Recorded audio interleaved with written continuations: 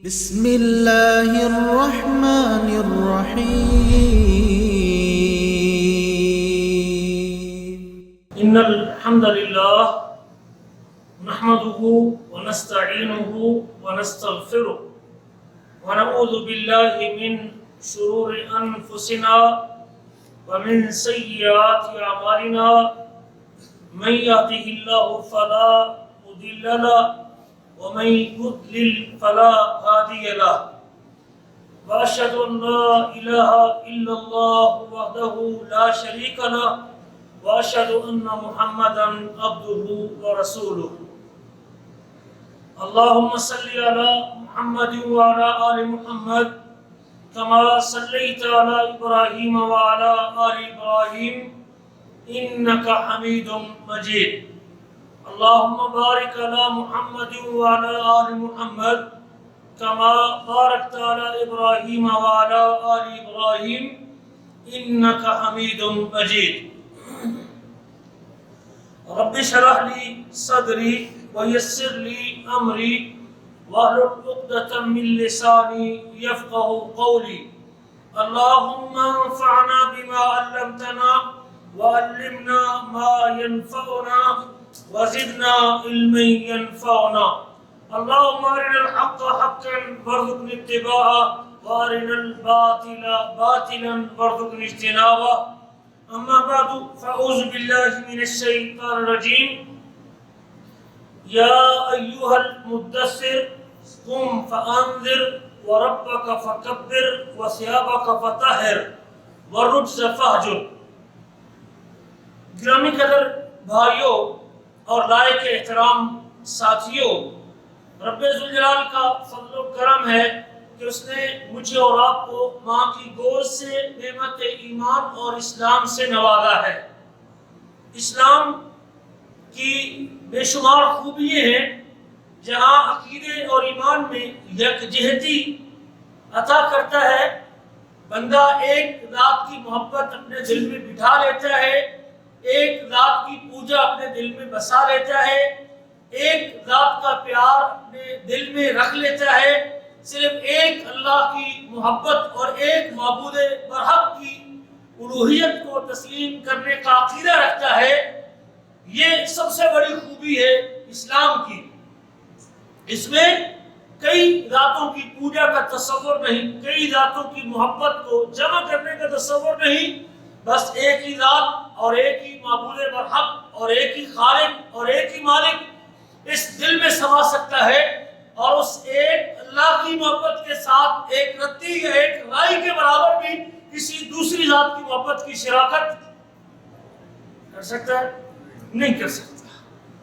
بطور معبود اور الہ ہونے کے صرف اللہ کی محبت کو بسا سکتا ہے. یہ اسلام کی خوبی ہے.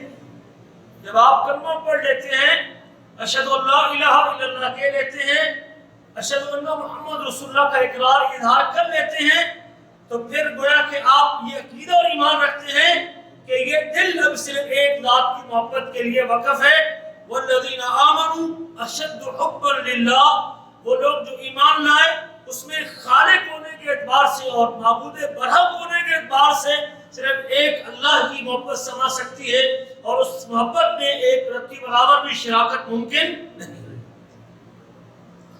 یہ اسلام جو مجھے عقیدے کی پاکیزگی کا درس دیتا ہے، نظریے اور سوچ کو پاک رکھنے کا درس دیتا ہے، یہ مجھے اپنے اخلاق کو پاک رکھنے کی تعلیم دیتا ہے، مجھے میرے رویے اور رہن سہن کے آداب میں پاکیزگی کا درس دیتا ہے، لوگوں کے ساتھ سلوک اور رویے کو پاک کرنے کا، زبان کے استعمال کو پاکیزگی کا درس دیتا ہے. یہ ساری کی ساری یہ تعارف کے مختلف پہلو ہیں. اچھا اخلاق، اور مسلمان کا اچھا اخلاق ہوتا ہے، وہ گالی نہیں دیتا، وہ برا نہیں کہتا، وہ زبان کا استعمال برا نہیں کرتا، وہ اپنے ماں باپ کے ساتھ برا سلوک نہیں کرتا، وہ اپنے بھائی کے ساتھ برا رویہ اختیار نہیں کرتا. یہ پاکیزگی ہے اسلام کی. یہ اندرونی طور پہ بھی پاکیزگی کی تعلیم دیتا ہے، دل کو بھی پاک صاف رکھنے کی تعلیم دیتا ہے. ظاہری طور پہ بھی اسلام نظافت، صفائی، طہارت اور پاکیزگی کی تعلیم اپنے دامن میں چھپائے ہوئے. یہ خوبی ہے اسلام کی. کسی مذہب میں صفائی، ظاہری صفائی کے، بدن کی طہارت کے، گھر کی طہارت کے، گلی کی طہارت کے، محلے کی طہارت کے، جسم کی طہارت کے، وہ آداب اور وہ احکام آپ کو کسی اور شریعت میں نہیں ملیں گے جس تفصیل کے ساتھ اسلام نے بیان کیے۔ اسلام کی خوبیوں میں سے ایک خوبی یہ بھی ہے کہ یہ طہارت، پاکیزگی اور صفائی کی تعلیم دیتا ہے، باطنی طہارت بھی اور ظاہری طہارت بھی۔ باطنی طہارت سے مراد عقیدے کی گندگی، اور عقیدے کے اندر ملاوٹ اور شرک کو اسلام برداشت نہیں کرتا۔ خالص اللہ کے لیے، عبادت اللہ کی ہے، رازق اللہ ہے، مالک اللہ ہے، زندگی موت کے اختیار اللہ کے پاس ہے، صرف ایک اللہ۔ مخلوق میں سے کوئی اور اللہ تعالیٰ کے کاموں میں، اس کے نام میں، اس کی صفتوں میں شریک نہیں۔ اخلاق اچھا ہونا چاہیے، پاکیزہ اخلاق کی تعلیم، ہر وہ بری، ہر وہ برا اخلاق، ہر وہ برا رویہ، اس سے اسلام نے منع کیا۔ یہ بھی طہارت، ملنے گلنے کے آداب ہے، بیٹھنے کے آداب ہے، یہ اسلام کی خوبی ہے۔ گالی نہ دو، غیبت نہ کرو، چغلی نہ کرو، برا بھلا نہ کہو، جھوٹ نہ بولو، اس کے مقابلے میں سچ بولو، ادب کرو، احترام کرو، عزت کرو، بڑے کا احترام کرو، چھوٹے پہ شفقت کرو، یہ اسلام کی خوبی ہے۔ یہ ہے رویے میں طہارت اور پاکیزگی، بندگی میں طہارت اور پاکیزگی۔ اللہ تعالیٰ نے اس باطنی پاکیزگی کو بھی ذکر کیا ہے۔ ہاں، جس کے پاس ایمان کی نعمت نہیں، ان کو نجس، گندا کہا ہے۔ مومن کو طاہر اور پاک ہے جس کے پاس ایمان کی دولت موجود ہے، ایمان کا نور موجود ہے، جس کا سینہ ایمان کے نور سے منور ہے، جس کے دل کے اندر ایمان کا دیا جلتا ہے، جس کے سینے میں ایمان کی چناری ہے، وہ پاک ہے، وہ پاکیزہ ہے۔ لیکن جس کے دل کے اندر شرک کی گندگی ہے، وہ نجس ہے۔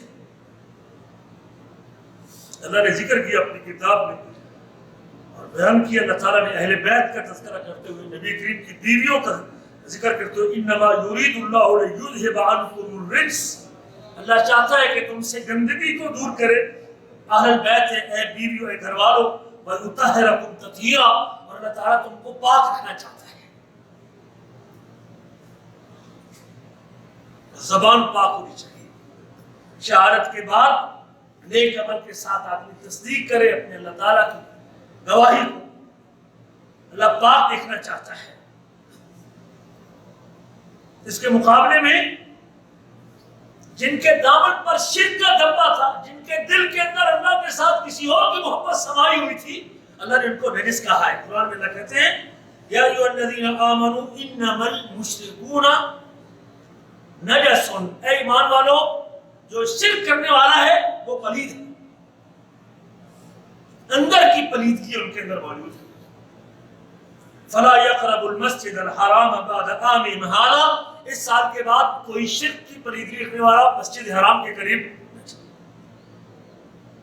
مسجد حرام میں کوئی مشرک نہیں جا سکتا، منع کر دیا اسلام نے، اس کے اندر گندگی۔ مسجد حرام میں کوئی مشرک نہیں آئے گا اس سال کے بعد۔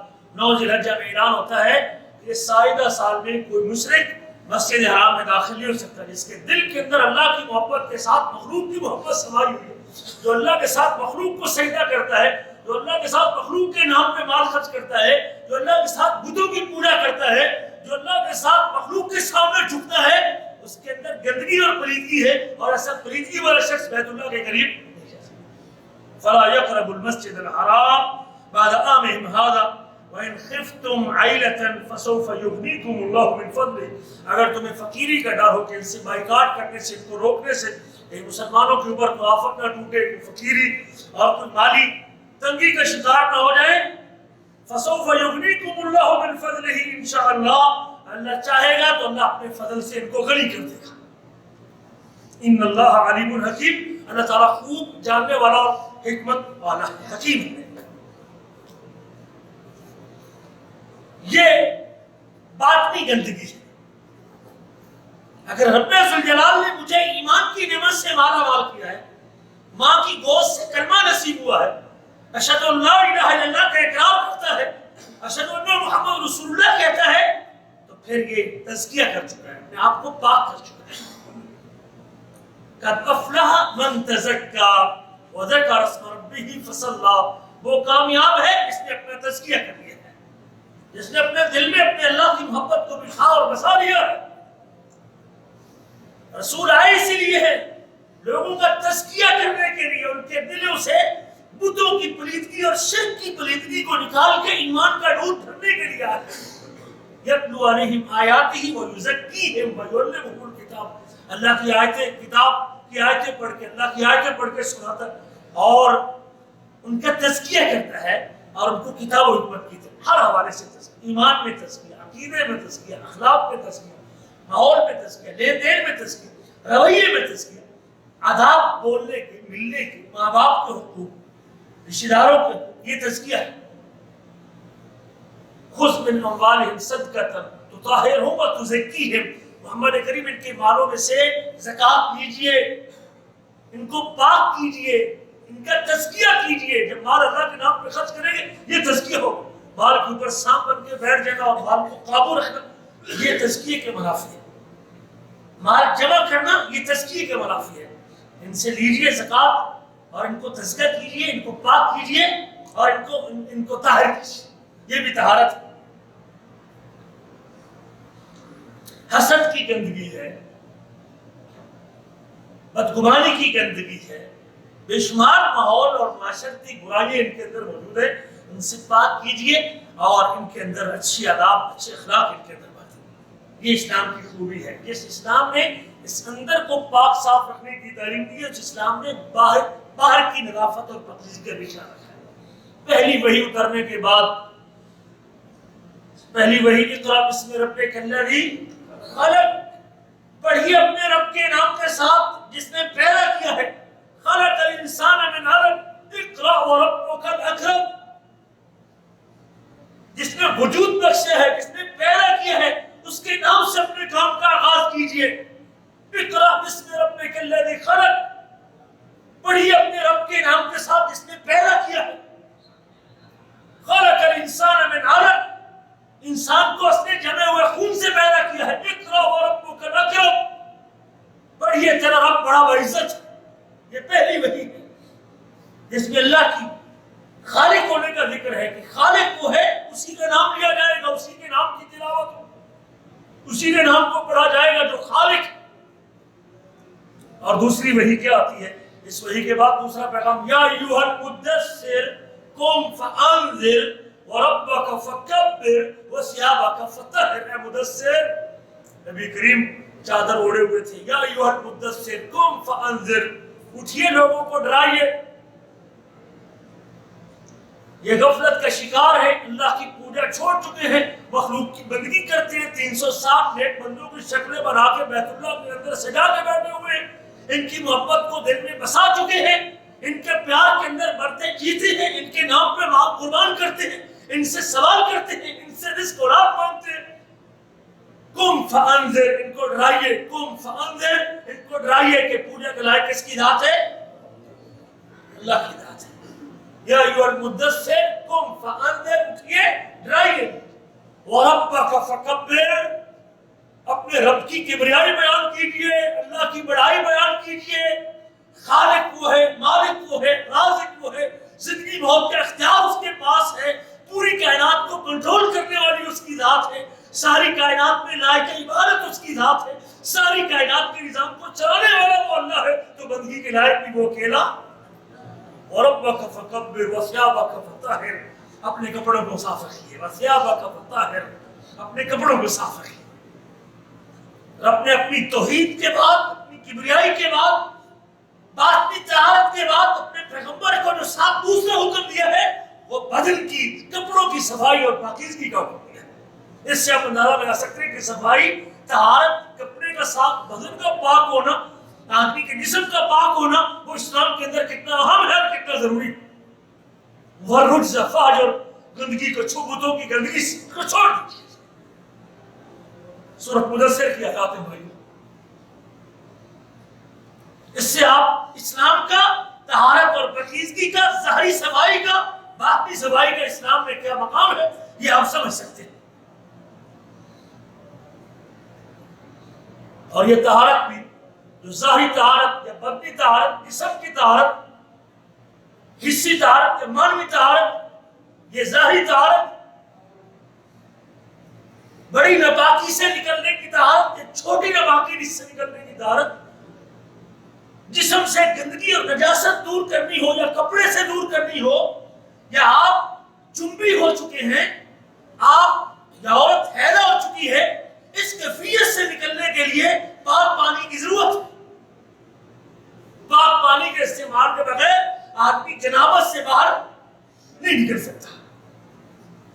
اللہ نے حکم دیا ہے اپنے مومن بندوں کو، اگر مجھے رب مانتے ہو، ایمان والو، تم پابند ہو، ہمارے سامنے عبادت کے لیے کھڑے ہونا ہے، بندگی کے لیے آنا ہے، ہم سے مناجات کرنی ہے، ہم سے بات کرنی ہے، نماز میں آنا ہے، ہم سے ہم کلام ہونا ہے، تو پھر جیسے مرضی اٹھ کے اندھوتے منہ کے ساتھ یا بے دھوتے منہ کے ساتھ نہیں آنا، وضو کر کے آنا ہے، طاہر ہو کے آنا ہے، پاک ہو کے آنا ہے، منہ کی کلی کر کے آنا ہے، منہ کی صفائی کر کے آنا ہے، آپ نے ناک کی صفائی کر کے آنا ہے، چہرے کو دھو کے آنا ہے، آپ نے اپنے ہاتھوں اور پاؤں کو دھو کے آنا ہے۔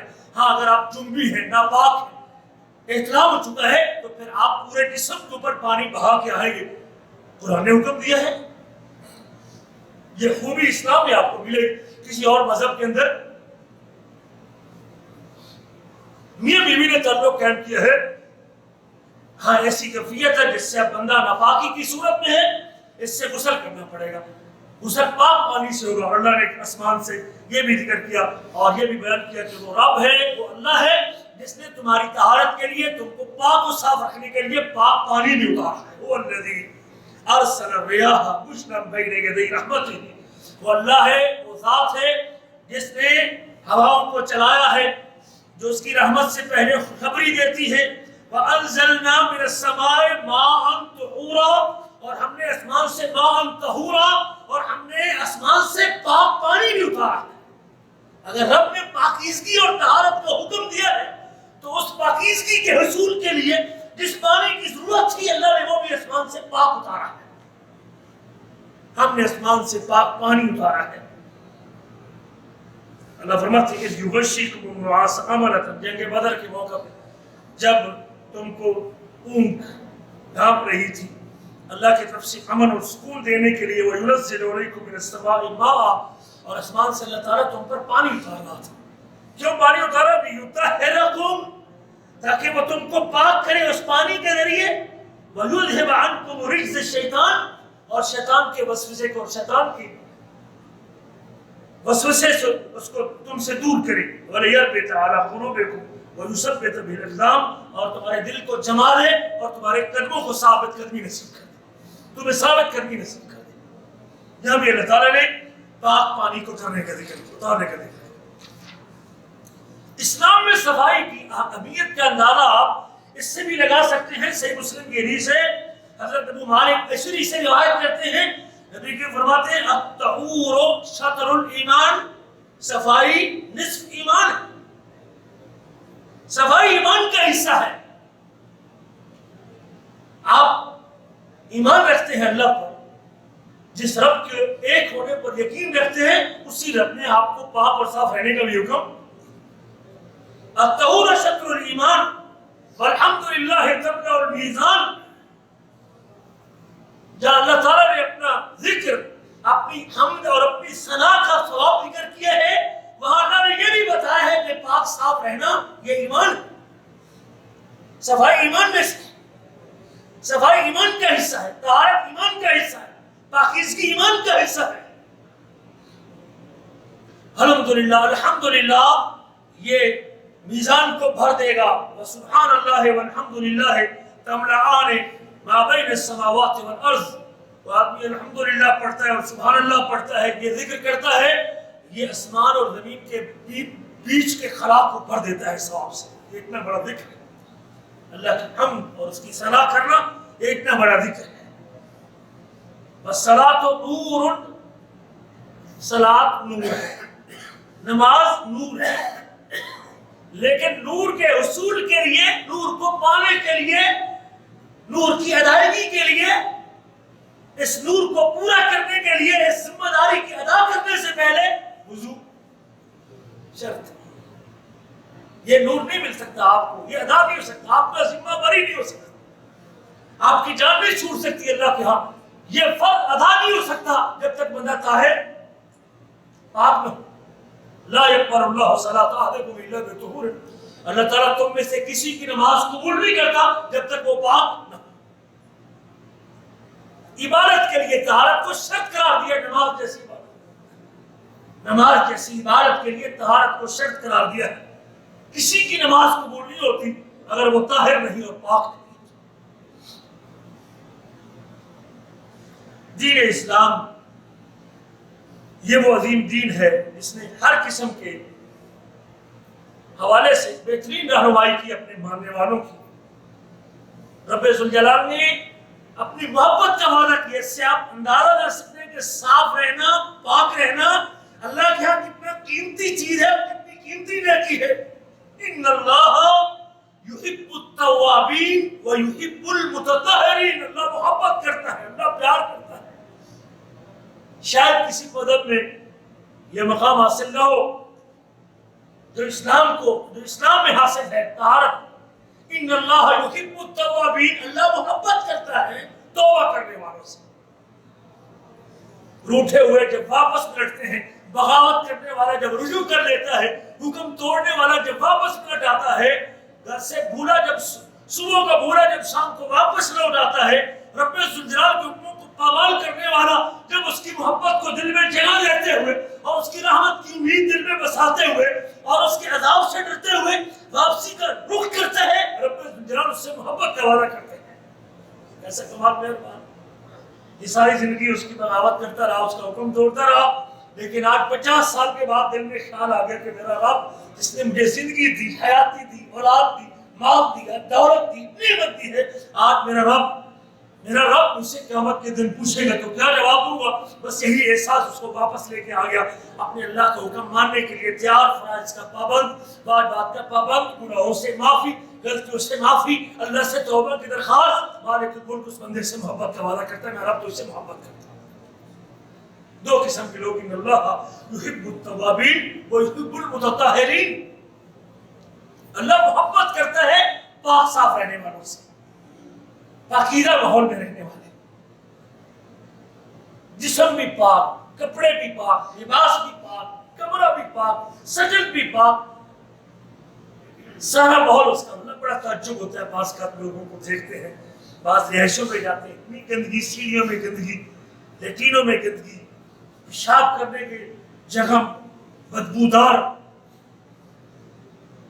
بستر گندا، تکیہ گندا، لیٹنے کی جگہ گندی، چارپائی گندی، لوگوں کو کراہت بھی نہیں آتی ہے اس ماحول میں کیسی زندگی لوگ گزارتے ہیں۔ حالانکہ اسلام کا یہ مزاج، اسلام اپنے ماننے والوں کو یہ تعلیم نہیں دیتا۔ ہمارے یہاں لوگ مہینہ تک صفائی نہیں کرتے، لوگ بستر کی چادر، تکیہ تیل سے گندا ہوتا ہے، محنت گندا، کیڑے پڑنے والے ہوتے ہیں، چادر نہیں دیتے، بستر سیدھا نہیں کرتے، دیکھتے رہتے ہیں۔ صبح گئے اٹھے اسی طرح کمبل پڑا ہوا ہے، نہ کوئی ترتیب، نہ کوئی کمبل کہیں، تکیہ کہیں، چادر کہیں، بعض کا بستر کے اوپر چادر ہی نہیں ہے، جوتا پہن کے جا رہا ہے، اسی جوتے سے لیٹرین جا رہا ہے، اسی جوتے سے روم جا رہا ہے۔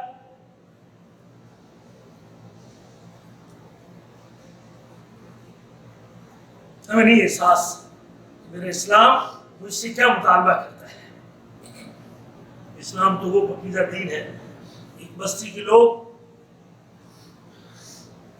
مٹی استعمال کرنے کے بعد پانی سے استنجا کرتے تھے، مٹی اور پانی دونوں استعمال کرتے تھے۔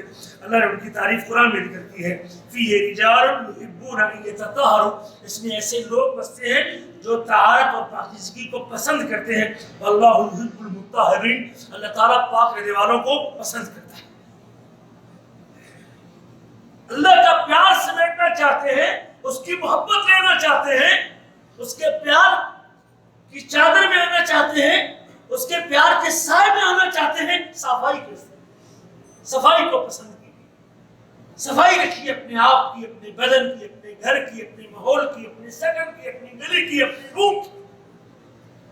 آپ اپنی طبیعت میں عجیب محسوس کریں گے، راحت اور سکون محسوس کریں گے جب آپ صفائی کی زندگی میں آئیں گے۔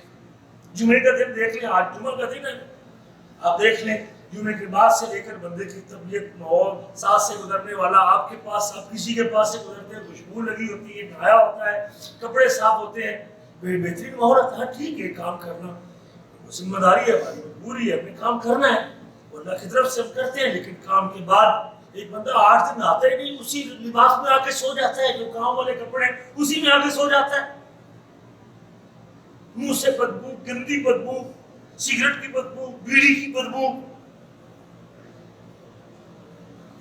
مجھے نہیں احساس کہ میں کس بندے کو اذیت دے رہا ہوں، اس دھوئیں سے، اس بیڑی سے، اس نسوار سے۔ کتنے لوگوں کو تو گلی گندی، بس گندی، لیٹرین گندی، کس طرح لوگ پھینکتے ہیں جناب بازار کے اندر، گلی کے اندر، کپڑے گزرنے والا اس کے کپڑے گندے۔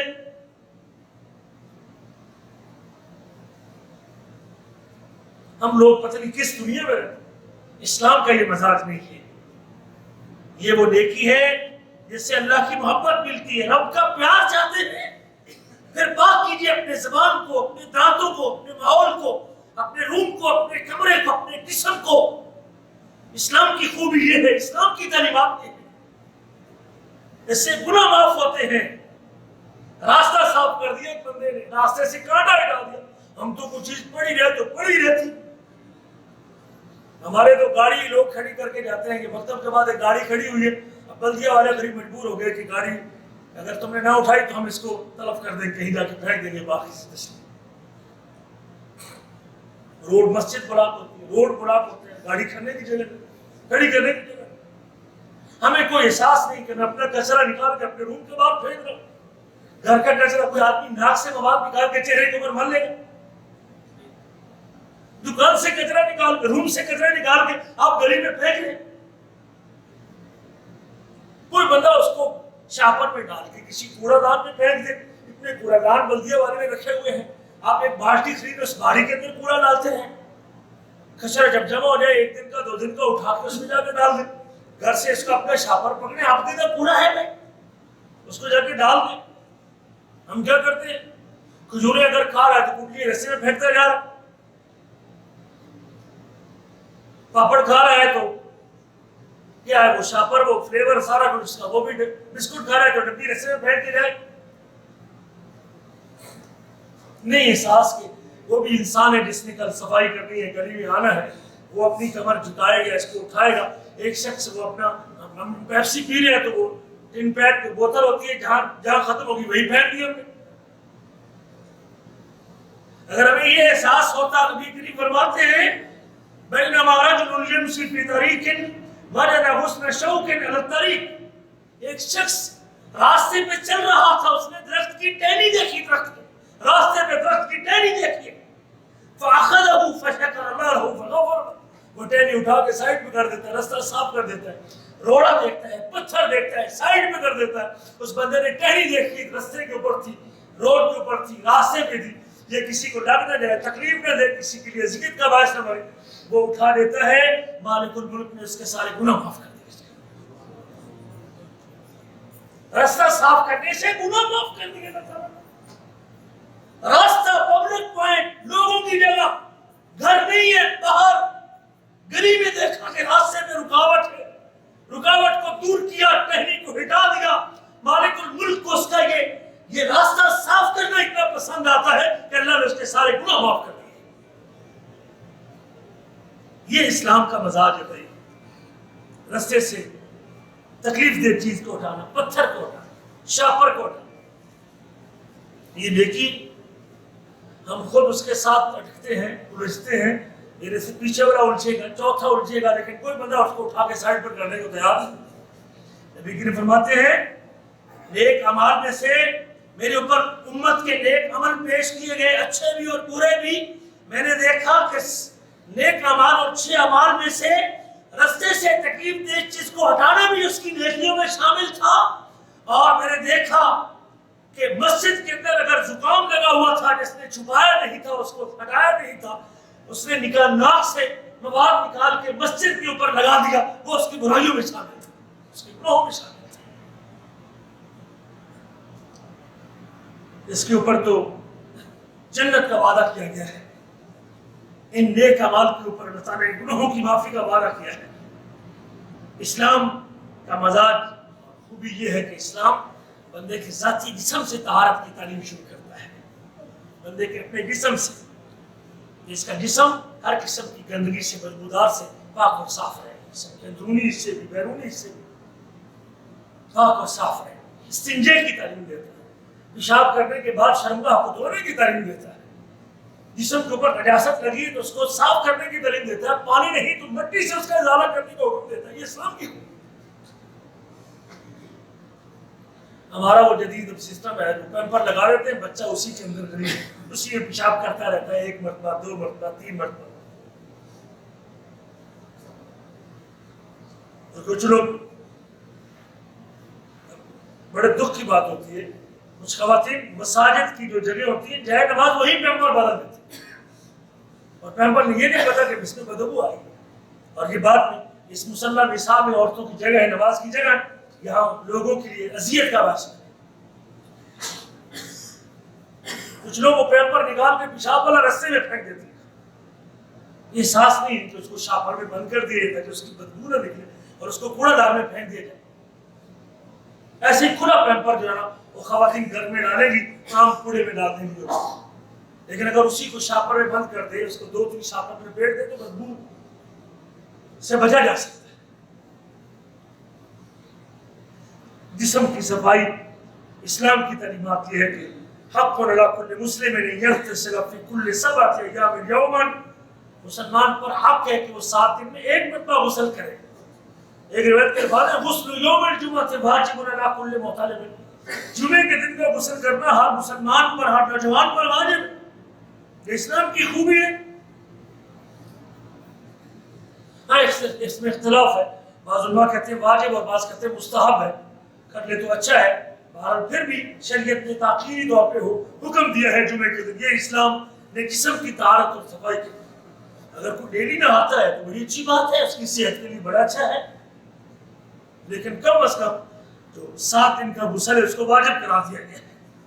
کتنی بڑی نیکی ہے یہ نہانا، جسم کو پاک صاف رکھنا۔ من توضأ فأحسن الوضوء، اللہ کے نبی کہتے ہیں جس نے اچھی طرح وضو کیا اور وضو کرنے کے بعد جمعہ پڑھنے کی آیا اور غور سے جمعہ سنا اور خاموش رہا، اللہ تعالیٰ اس کے اس جمعے اور پچھلے جمعے کے درمیان کے 7 دنوں کے گناہ معاف کر دیتا ہے۔ اس سے پہلے کیا ہے؟ اس نے وضو کیا ہے۔ ایک روایت کے الفاظ ہے، سنن ترمذی کی حدیث ہے، جس بندے نے غسل کیا، من غسل واغتسل، جس نے غسل کیا، اچھی طرح غسل کیا، بکر وابتکر، جلدی جمعہ پڑھنے کے لیے آیا، لیکن پہلا کام کیا اس نے کیا؟ ہم کیا سوئے اٹھتے ہیں، آنکھوں میں نیند ہوتی ہے اور ساری گندگی ہوتی ہے، کوئی احساس نہیں ہوتا، سویا اٹھا اور جب اذان دوسری ہو چکی ہے پہلے اس کے بعد مسجد کی طرف مصلی اٹھا کے باہر کھڑے ہو کے نماز پڑھ لیا۔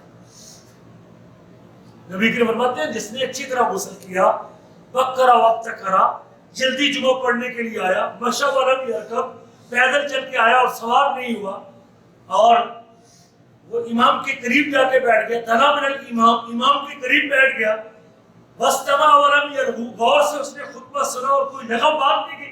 ہمارے ہاں لوگ جمعے کے درمیان ایک دوسرے سے پوچھتے رہتے ہیں، بات کرتے رہتے ہیں، پتہ نہیں کیسی تعلیم ہے، کیسے لوگوں کو، اور باہر خطبہ خود شروع ہوتا ہے، باہر کھڑے ہو کے وہ گپ شپ لگا رہے ہوتے ہیں، دو دوست آپس میں جمعے کرنے، کئی مرتبہ لوگوں کو دیکھا کہ لوگوں کو احساس ہی کوئی خطبہ شروع ہو چکا ہے اور باہر کھڑے ہو کے بازار میں گلی میں دو دوست آپس میں وہ اپنی گفتگو میں لگے ہوئے۔ جس نے غسل کیا، جلدی آیا، پیدل آیا اور امام کے قریب بیٹھا، غور سے خطبہ سنا اور کوئی لغو بات نہیں کی، ثواب کتنا ہے؟ اندازہ ہے ذرا اس کا کتنا ثواب ہے؟ ثواب اللہ کے نبی فرماتے ہیں اللہ تعالیٰ اس کے ہر قدم میں، ہر قدم پہ اس کے 1 سال کے روزوں کا ثواب دیتا ہے اور 1 سال کے قیام کا ثواب دیتا ہے۔ ہر قدم پہ، گھر سے مسجد تک کے قدم بھی گنتے جائیے، اور ہر قدم پہ 1 سال کے قیام کا ثواب اور 1 سال کے روزوں کا ثواب۔ رمضان کا نہیں کہہ رہا، 1 سال کے روزوں کا ثواب، 1 سال کے روزوں کا ثواب اور 1 سال کے قیام کا ثواب۔ اور پہلی شرط غسل واغتسل، اس نے کیا کیا ہو، نیند سے اٹھا ہو، وضو کر کے آ گیا، جمعہ تو اس کا ہو جائے گا، یہ کہتے ہیں جمعہ تو اس کا ہو جائے گا، لیکن یہ فضیلت جو اللہ کے رسول نے اس کے ہر قدم پہ 1 سال کے روزے اور 1 سال کے قیام کا ثواب بتایا ہے، اس کو غسل کے ساتھ جوڑا ہے کہ اس نے غسل کیا ہو۔ یہ بھی اسلام کی تعلیمات ہے۔ کچھ لوگ مسجد میں آتے تھے، امی عائشہ فرماتی ہیں، لوگ مسجد میں آتے تھے اپنے گھروں سے، آبادی کے علاقے سے، اور جب ان کو جسم کے اوپر غبار مٹی لگی ہوتی تھی، پھر پسینہ آتا تھا، اور پسینے سے جب ان سے بدبو آتی تو نبی کریم صلی اللہ علیہ وسلم نے فرمایا ان میں سے لو انکم تطہرتم لیومکم ھذا، کاش کہ تم آج جمعہ کے لیے آنے سے پہلے غسل کر لیتے اور پاک صاف ہو کے آتے۔ اللہ کے نبی صلی اللہ علیہ وسلم نے نہانے کی تعلیم دی اپنے ساتھیوں کو، صفائی اور پاک رہنے کی تعلیم دی، بالوں کو سنبھال کے رکھنا، سنوار کے رکھنا، بال اڑے ہوئے اور اس کی پرواہ نہ کرے بندہ بالوں کی۔ رسول کریم صلی اللہ علیہ وسلم نے فرمایا آپ نے ایک شخص تو دیکھا جس کے بال بڑے پراگندہ تھے اور بڑے بے ترتیب سے بال تھے، اما کان ھذا یجد ما یسکن بشار، ہو کیا اس کے پاس کوئی ایسی چیز ہوتی جس سے اپنے بالوں کو وہ پرسکون کر لیتا، تیل لگا لیتا، بال گرم کر لیتا، بال اس کی چمٹ جاتی، بال اڑے ہوئے نہ ہوتے، بال سنبھال کے آتے۔ خوشبو لگانے کی تعلیم اسلام دیتا ہے۔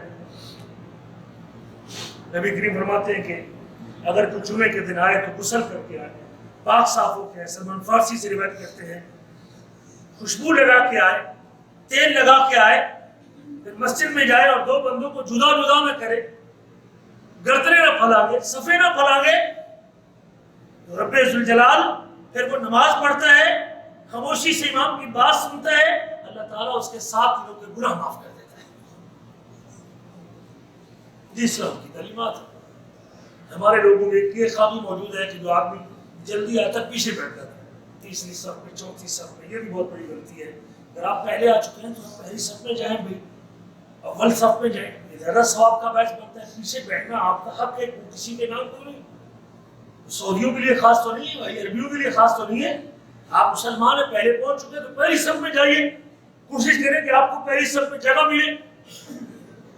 نبی کریم فرماتے ہیں کہ اگر لوگوں کو پتہ چل جائے کہ پہلی صف میں کتنا ثواب ہے، پھر لوگ قرآن اندازی کر کے آئیں، آپس میں قرآن اندازی کر کے آئیں، اس قدر لوگ اس کی طرف لپک ہیں پہلی صف میں ثواب ہے۔ صفائی کا اہتمام، اور اسلام نے صفائی کا کتنا خیال رکھا ہے۔ ایسی چیزیں کھا کے جس سے بدبو آتی ہو اور جس سے بندے کو بری بدبو آتی ہو، ناپسندیدہ راہ اور کری راہ آتی ہو، بری بدبودار چیزیں کھا کے آنے سے اسلام نے اپنے ماننے والوں کو مسجد سے روکا ہے۔ نبی کریم فرماتے ہیں من اکل من هذه البقلة سو لہسن کھا کے، جو آدمی لہسن کھاتا ہے اس سے بدبو آتی ہے لہسن کی۔ اور بعض روایتوں میں اگر جس نے بصل کھایا اور ثوم کھایا اور قراص، یہ قراص آپ کو پتہ ہے کہ یہاں تو عام نظر میں بکتا ہے قراص، جس نے قراص کھایا فلا یقربن مسجدنا، جب تک اس سے قراص کی بو آ رہی ہے، تھوم کی بو آ رہی ہے، لہسن کی بو آ رہی ہے، بصل کی بو آ رہی ہے، کچے لہسن، وہ ہماری مسجد کے قریب، ہماری مسجد کے قریب نہ آئے۔ فإن الملائکۃ تتعذر مما يتعذر منه بنو آدم، جس سے بندے کو تکلیف ہوتی ہے، انسان کو تکلیف ہوتی ہے، یہ جو ملائکہ آپ کے کندھے پہ بیٹھے ہوئے ہیں، جو ملائکہ آپ کی نیکیاں نوٹ کرنے کے لیے آتی ہیں، جو ملائکہ مسجد کے دروازے پہ ہیں، جو ملائکہ آپ کی مسجد میں آتے ہیں، آپ کی فجر کی نماز میں ملائکہ آپ کے محلے میں ملائکہ رحمت کی دعا کرتے ہیں، جس سے آدم کے بیٹے کو اذیت ہوتی ہے، ملائکہ بھی اس سے اذیت محسوس کرتے ہیں۔ یہ صفائی ہے بھائی۔ جو دین آپ کو کچا پیاز اور بصل حلال ہے، حرام نہیں ہے، لیکن جب تک اس کی بدبو باقی ہے تو تب آپ اس کے ساتھ، اس بدبو کے ساتھ مسجد میں نہیں آ سکتے۔ جب تک بدبو کا اظہار رکھیں گے، کلی کریں، صاف کریں گے، پھر آپ آ سکتے ہیں۔ ان حلال حلال چیزیں حرام نہیں، لیکن بدبو کی وجہ سے جس نے کچا پیاز ثوم کھایا ہماری مسجد کے قریب نہ آئے، اور جو سگریٹ کو سوڈا لگا کے آئے، جو نسوار کھا کے آئے، بیڑی کھا کے آئے، اس سے بدبو نہیں آئی تو حرام کے زمرے میں خبیث چیزیں ہیں وہ۔ اس سے آپ اندازہ لگا سکتے ہیں کہ اسلام کا مزاج کیا ہے۔ جب تک اس کی بدبو ختم نہ ہو جائے مسجد کے لیے۔ یہ اسلام کی خوبی ہے، دانتوں کو صاف رکھنا۔ نبی کریم صلی اللہ علیہ وسلم کے فرمان ہے لولا ان اشق علی امتی لامرتهم بالسواک عند كل صلاۃ و مع كل صلاۃ و عند كل وضو۔ اگر میں اپنی امت پر مشقت نہ سمجھتا تو میں ہر نماز کے ساتھ یا ہر وضو کے ساتھ اپنی امت کو مسواک کرنے کا حکم دیتا، منہ کو صاف کر کے آتا۔ آپ صبح اٹھتے تھے سب سے پہلے کیا کرتے تھے؟ مسواک کرتے تھے۔ کان یشوس فا، سب سے پہلے اپنے آپ منہ کو صاف کرتے، دانتوں کو صاف کرتے۔ یہ اسلام کی تعلیمات۔ اگر مشقت نہ ہوتی میں ہر نماز کے ساتھ مسواک کا حکم دیتا۔ نبی کریم کے ارشاد گرامی ہے السواک مطہرۃ للفم و مرضات للرب۔ مسواک کرنا، دانتوں کو صاف کرنا، منہ کو صاف کرنا، زبان کے اوپر رات کی جو معدے سے نکلنے والا وہ مواد جمع ہوتا ہے مسواک سے وہ دور ہوتا ہے۔ مطہرۃ للفم، اس سے منہ پاک ہوتا ہے، اس سے اللہ کی رضامندی نصیب ہوتی ہے۔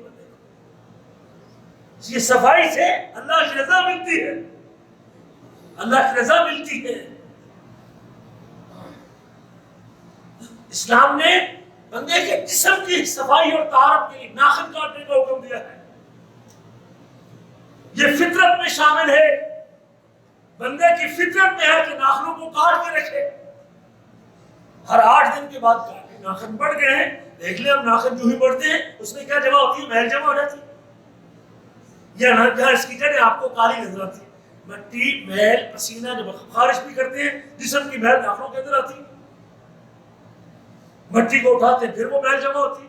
استنجا کرتے ہیں، ظاہر بات استنجا کرتے ہیں تو استنجا کرتے وقت بھی وہ گندگی بھی ناخنوں کے نیچے آئی۔ یہ اسلام کی خوبی ہے کہ اسلام ناخن کاٹنے کا حکم دیتا ہے۔ اس بدن کا اہتمام اسلام نے کیا ہے، اس بدن کے اعضاء میں سے ناخن کاٹنے کی تعلیم اسلام نے دی ہے۔ حضرت ابو ہریرہ کہتے ہیں نبی کریم صلی اللہ علیہ وسلم اپنے ناخن کاٹتے تھے، مونچھیں کاٹتے تھے جمعہ کے دن اور جمعے کی نماز سے نکلنے سے پہلے۔ زیر ناف بالوں کو موڑنا بھائی، بغلوں کے بالوں کو صاف کرنا، اسلام کی تعلیمات۔ مونچھوں کو کاٹنا اسلام کی تعلیمات۔ کچھ لوگ پتہ نہیں مردانگی سمجھتے ہیں کہ مونچھیں بڑھ جائیں، اس سے پتہ چلے ادھر سے مونچھیں بڑی ہوئی، یہ سمجھتے ہیں کہ یہ بڑی بہادری ہے جی، میں بڑا شیر آدمی ہے۔ اس کو یہ نہیں مسکین کو پتا کہ اللہ کے رسول نے، محمد کریم نے ان بالوں کو کاٹنے کا حکم دیا۔ مسواک رکھ کے آپ نے یہاں ان کے اوپر جو آگے بڑھے تھے کاٹ دیے بال۔ قص الشوارب کے اللہ کے رسول کا حکم ہے، مونچھوں کو کٹاؤ، داڑھی کو بڑھاؤ۔ ہم داڑھی کو موڑتے ہیں، مونچھوں کو بڑھاتے ہیں۔ اللہ کے نبی کہتے ہیں خالف الیہود والنصارى، یہودیوں عیسائیوں کی مخالفت کرو۔ واعفوا اللحى واعفوا الشوارب واعفوا اللحى وقصوا الشوارب، داڑھیوں کو اس کے حال پر رہنے دو، مونچھوں کو کاٹو، یہودیوں عیسائیوں کی مخالفت کرو۔ خالف المجوس، مجوسیوں کی مخالفت کرو، داڑھی کو چھوڑ دو، مونچھوں کو کاٹو۔ انہا کچھ شوارب، مونچھوں کو موڑو۔ مونچھوں کو کاٹنے کا، موڑنے کا اللہ رسول نے حکم دیا ہے۔ داڑھی کو چھوڑ دو، اس کے ہاتھ پر رہنے دو، اس کو بڑھاؤ، اس کو لٹکاؤ۔ 5 حکم اللہ کے نبی نے دیے۔ یہ اسلام ہے۔ نبی کریم فرماتے ہیں خمس من الفطرۃ، 5 چیزیں بندے کی فطرت میں شامل ہے۔ جب سے اللہ نے انسان کو تخلیق کیا ہے، اللہ کا انسان کی بناوٹ ان 5 چیزوں میں ہے۔ نمبر 1 الختان، ختنہ کرنا، زائد شرمگاہ سے آگے جو چمڑا ہوا، جو بڑا ہوا چمڑا ہے اس کو کاٹنا، یہ فطرت میں شامل ہے۔ یہ پاکیزگی کے خلاف ہے، پیشاب کے قطرے اس میں رک سکتے ہیں،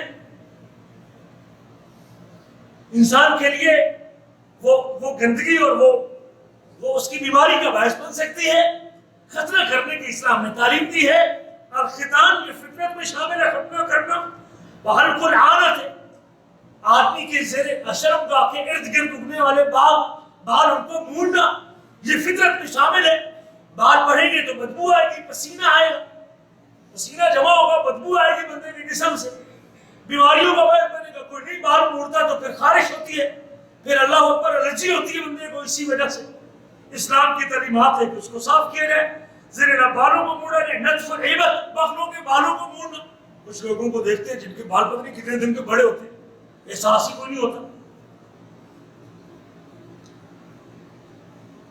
سکھوں کا گندا مذہب ہے کہ وہ جسم سے بال کاٹتے ہی بغلوں کے بالوں کو صاف کرنا اور موڑنا، یہ اسلام کی تعلیمات ہے۔ نتف العبت، ان کو اکھاڑنا، اکھاڑنے سے وہ کم پڑتے ہیں۔ وہ خدود جس سے پسینہ آتا ہے بالوں میں، جب بالوں کو آپ کھینچیں گے، نوچیں گے، اکھاڑیں گے تو اس سے پسینہ کم نکلے گا۔ نتف العبت کے الفاظ ہیں بغلوں کے بالوں کو اکھاڑنا، وتقلیم الاظفار، ناخنوں کو کاٹنا اور چھوٹا کرنا، واخذ الشارب، مونچھوں کو کٹوانا، یہ فطرت میں شامل ہے۔ یہ انسان ہے، انسان کی تخلیق مونچھیں کاٹنے کے ساتھ ہے، مونچھیں باقی رکھنے کے ساتھ انسان کی فطرت یہ، ہم فطرت کے برابر چلتے ہیں۔ نبی کریم صلی اللہ علیہ وسلم، حضرت انس کہتے ہیں نبی کریم صلی اللہ علیہ وسلم نے 40 دن مقرر کیے ہیں، اللہ کے نبی نے مقرر کیے مونچھیں کاٹنے میں، بال مونڈنے میں، زیر ناف بال مونڈنے میں، بغلوں کے بال صاف کرنے میں 40 دن سے زیادہ کو رکھے گا تو گنہگار ہوگا۔ ہاں صفائی کے لیے 15 دن کے بعد بھی اگر وہ کر لے صفائی تو کر سکتا ہے، 20 دن کے بعد، لیکن 40 دن آخری حد ہے، اگر اس کے بعد اگر رکھے گا تو گنہگار ہوگا۔ یہ اسلام کی خوبی ہے، یہ جسم کی طہارت ہے۔ استنجا کرنے کے آداب بتائے گا، چھپ کے بیٹھیں آپ، لوگوں کے سامنے پیشاب نہ کریں آپ، صدر نظر نہ کریں آپ، پیشاب کے چھینٹے اپنے اوپر نہ پڑے۔ ہم بعض کا خیال ہی نہیں کرتے، گئے اور کھڑے کھڑے پیشاب کر دیا، پینٹ کے اوپر قطرے گر گئے اور پتہ نہیں کہاں گر گئے۔ نبی کریم 2 قبروں کے پاس سے گزرے، مر بقبرین، آپ 2 قبروں کے پاس سے گزرے، فرمایا انہما لیعذبان، ان 2 قبر والوں کو عذاب دیا جا رہا ہے، اور عذاب بھی کسی بڑے کام میں نہیں، کسی بڑے گناہ میں نہیں۔ وما یعذبان فی کبیر، کسی بڑے گناہ میں عذاب سے دو چار نہیں۔ اما احدہم، ان میں سے ایک کان لا یستتر من بولہ، اپنے پیشاب کے قطروں سے نہیں بچتا تھا۔ سخت جگہ پہ پیشاب کرنا، پیشاب ٹکرا کے پھر آپ کے اوپر گرے، ایسی جگہ میں پیشاب کرنا، لیٹرین کے اوپر بیٹھ کے پیشاب کرنا، آپ فرش کے اوپر پیشاب کریں گے، سیدھے فرش کے اوپر تو پیشاب ٹکرا کے آئے گا آپ کے پاؤں کے اوپر۔ پتھر چٹان پہ پیشاب کریں گے تو پیشاب آئے گا۔ نرم جگہ پہ پیشاب کریں، ایسی جگہ پہ جو پیشاب کی جگہ ہے، پیشاب کرنے کے بعد صاف کریں اپنی شرمگاہ کو، پانی نہیں تو ٹیشو سے صاف کر لیں، مٹی سے صاف کر لیں، روڑے سے صاف کریں، طہارت کریں، پاک کریں اپنی جگہ کو۔ فرمایا اللہ کے نبی نے ان میں سے ایک پیشاب کے قطروں سے نہیں بچتا تھا اور دوسرا چغلی کرتا تھا، کان یمشی بالنمیمۃ، چغلی کرتا تھا، اس وجہ سے 2 قبر والوں کو عذاب ہو رہا۔ اس سے آپ اندازہ لگا سکتے ہیں کہ پیشاب سے بچنا اور گندگی سے بچنا یہ کتنا ضروری ہے ایک مومن کے لیے، مسلمان۔ عذاب قبر کا باعث ہے۔ کپڑوں کو صاف رکھنا چاہیے، کپڑوں کو، لباس کو صاف رکھنا، یہ اسلام کا مزہ ہے۔ یا بنی آدم قد انزلنا علیکم لباسا یواری سوآتکم وریشا، اے آدم کے بیٹو، ہم نے تمہارے اوپر لباس اتارا ہے جو تمہاری شرمگاہوں کو چھپاتا ہے اور تم کو زینت اختیار کرتا ہے۔ اس سے پردہ بھی ہوتا ہے، شرمگاہ بھی چھپتی ہے، زینت بھی ہے بندے کی، خوبصورتی بھی لباس میں ہے۔ ننگا بدن خوبصورت، رنگ برنگے لباس پہنتے ہو، مرضی کا لباس پہنتے ہو، ہاں کچھ آداب بتا دیے کہ شلوار ٹکنے سے نیچے نہ ہو، پینٹ ٹکنے سے نیچے نہ ہو، حرام ہے، تنگ نہ ہو، ریشم کا نہ ہو، کچھ جنرل لباس بتا دو، کچھ جنرل اصول بتا دیے، باریک نہ ہو، اس سے پردے کا مقصد ہی فوت ہو جائے۔ اس سے پہلے اپنے آپ کو ڈھانپنا ہے، ناف سے لے کر گھٹنے تک کے علاقے کو ڈھانپنا واجب ہے، ناف سے لے کر گھٹنے تک کے حصے کو ڈھانپنا واجب ہے۔ آپ کسی کے سامنے حصہ نہیں کھول سکتے۔ آپ ہم وہی کھڑے روم میں کھڑے وہی کپڑے بدل لیتا ہے، اوپر سے قمیض پہن لیتا ہے، وہی شلوار بدل لیتا ہے، چھپتا ہی نہیں، چادر ہی نہیں آگے کرتا، سائڈ پہ بھی نہیں جاتا، دروازے کے پیچھے بھی نہیں ہوتا، غسل خانے میں بھی نہیں جاتا۔ نہیں، اگر آپ رات کسی کے سامنے ننگا کرتے ہیں، ناف سے لے کر گھٹنے تک کے حصے کو کسی کے سامنے ننگا کریں گے تو گناہ ہوگا، اس کو چھپانا واجب ہے۔ یہ اسلام کی تعلیمات ہے۔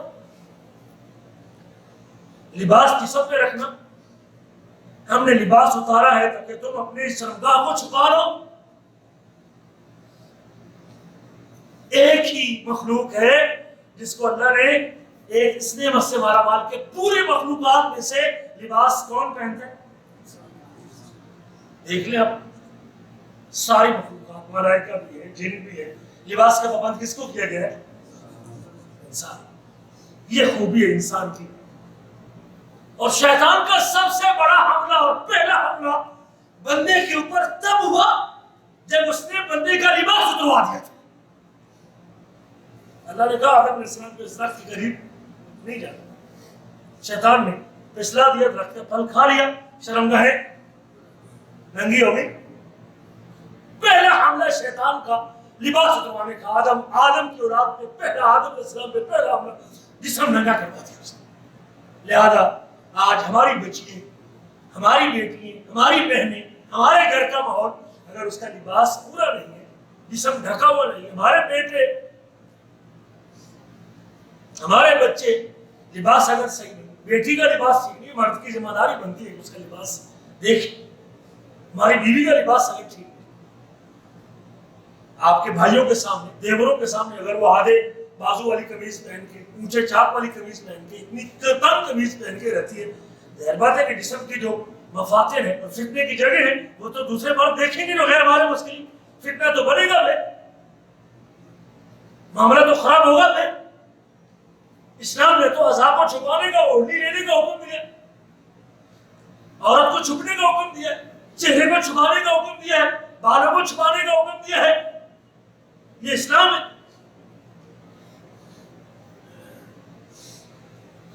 میرے عزیزو، یہ خوبی اسلام کی کہ اسلام نے جسم کو نقصان سے بچانے کے لیے، دھوپ سے بچانے کے لیے، مٹی سے بچانے کے لیے، لوگوں کی بد نظری سے بچانے کے لیے، گندی نگاہوں سے بچانے کے لیے، گندی سوچ والے بندے کی گندی نگاہوں سے محفوظ کرنے کے لیے عورت کو پردے کا حکم دیا، چہرے کو چھپا کر رکھے۔ کوئی بد نظر، کوئی بد ضمیر، کوئی گندے مزاج والا، کوئی دل کا بیمار شخص گندی نگاہ سے کسی عورت کے اوپر اپنی نگاہ بھی نہ ڈالے۔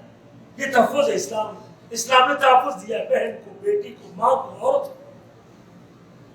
جس یورپ کے ہم بڑے گن گاتے ہیں، اس نے اس خاتون کو گھر سے نکال کے ایئر ہوسٹس بنا دیا ہے، نرس بنا دیا ہے، باہر لا کھڑا کیا ہے، پیسیوں پہ بٹھا دیا ہے، دکان کے اوپر ماڈل کے طور پہ گاہکوں کو بنانے کے لیے مردوں کی نگاہوں کے تیروں کا نشانہ بنا دیا ہے۔ بیٹھیے خاتون باہر ماڈل بن کے بیٹھیے، لوگوں کو بلا رہی ہے، گاہکوں کو بلا رہی ہے۔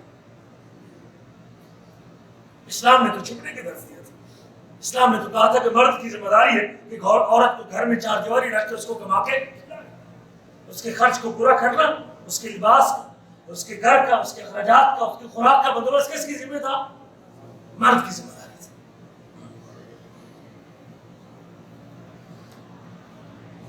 اللہ فرماتے ہیں وَلِبَاسُ التَّقْوَىٰ ذَلِكَ خَيْرٌ، اور تقوی کا لباس، پرہیزگاری کا لباس سب سے بہتر ہے۔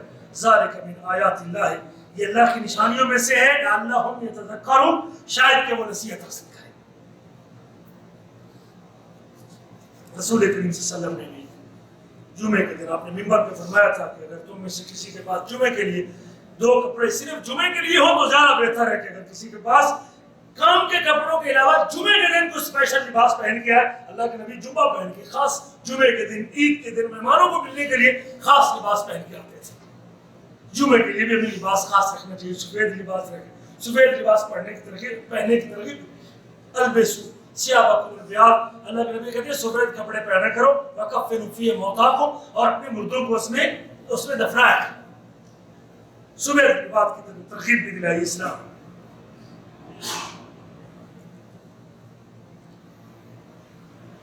یاد رکھیے کہ عام طور پہ بھی سکن کی صفائی کا بھی اسلام نے حکم دیا، جہاں بندہ رہتا ہے، جس جگہ پہ نماز پڑھتا ہے، جس جگہ پہ عبادت کرتا ہے۔ اللہ نے حضرت ابراہیم علیہ السلام اور اسماعیل علیہ السلام سے عہد لیا تھا، عہدنا الی ابراہیم و اسماعیل ان طہر بیتی للطائفین والعاکفین والرکع السجود۔ ابراہیم اور اسماعیل علیہ السلام کو دونوں کو بیت اللہ کی تعمیر کا حکم دیا، گھر بنا دیا، پھر اس کو پاک صاف رکھنے کے لیے بھی، صاف کرنے کے لیے دو نبیوں کو حکم دیا، طہر بیتی للطائفین، طواف کرنے والوں کے لیے، اعتکاف کرنے والوں کے لیے، رکوع کرنے والوں کے لیے، سجدہ کرنے والوں کے لیے اس گھر کو صاف بھی رکھیں۔ عبادت کی جگہ پاک ہونی چاہیے، جس جگہ پہ آپ نے نماز پڑھی وہ پاک ہونی چاہیے، لباس آپ کا پاک ہونا چاہیے، جسم آپ کا پاک ہونا چاہیے۔ یہ اسلام کی خوبی۔